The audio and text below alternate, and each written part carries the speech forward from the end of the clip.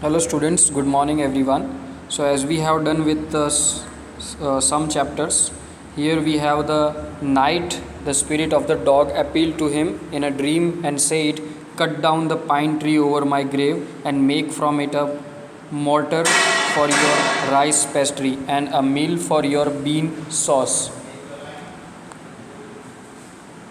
So the old man chopped down the tree and cut out of the middle of the trunk a section about 2 feet long with great labor, partly by fire, partly by the chisel.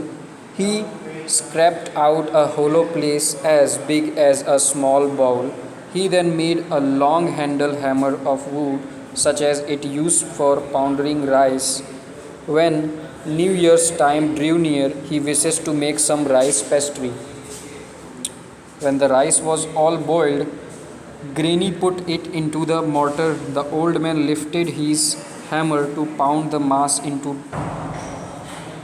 dough, and the blouse fell heavy and fast till the pastry was all ready for baking. Meanwhile, in the envious neighbor peeped in at the window when the boiled beans were being ground.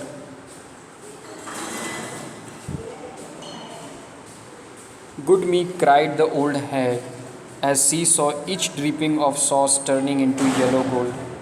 So अब क्या होता है कि जितना भी sauce होता है वो गोल्ड में कन्वर्ट हो जाता है. So the old couple were rich again. The next day, the stingy and wicked neighbor came and borrowed the mortal and magic meal. They filled one with the boiled rice and the other with beans. Then the old man began to pound and the woman to grind. But the first blow and turned the pastry and sauce turned into a foul mass of worms. Still more angry at this, they chopped the meal into pieces to the fire.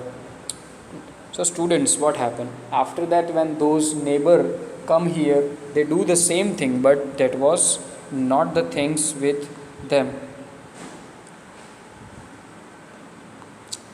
Not long after that, the good man dreamed again, and the spirit of the dog spoke him, telling him how the wicked people had burned the mill made from the pine tree.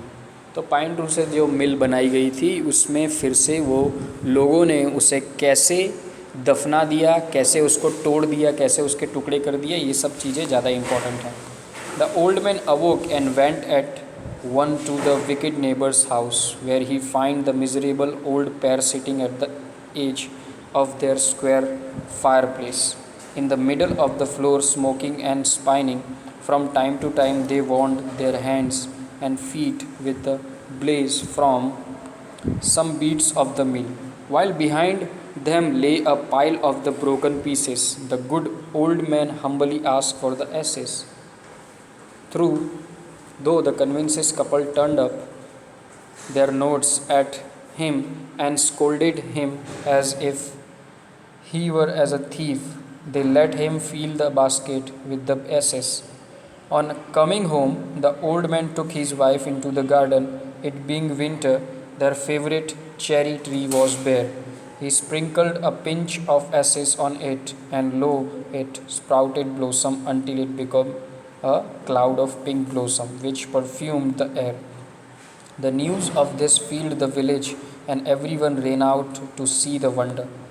The covetous couple also heard the story, and gathering up the remaining ashes of the mill, kept them to make withered trees blossom. The kind old man, hearing that his lord the daimyo was to pass along the height near the village, set out to set him, taking his basket of ashes. As the train approaches, he climbed up into the withered cherry trees that stood by the wayside. Now, in the days of the Daemonius, it was the custom when their lord passed by for all the loyal people to shut up their high windows. They even pasted them fast with a slip of paper so as not to commit the impertinence of looking down on his lordship. All the people along the road would fall upon their handles and knees and remain propped until the procession passed by.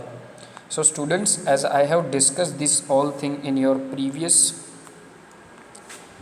pattern, So you have to read this thing once again and you get to know about the particular idea of this particular story. Till to then, if you have any query, just make a message and I will send you the answer in audio sheet.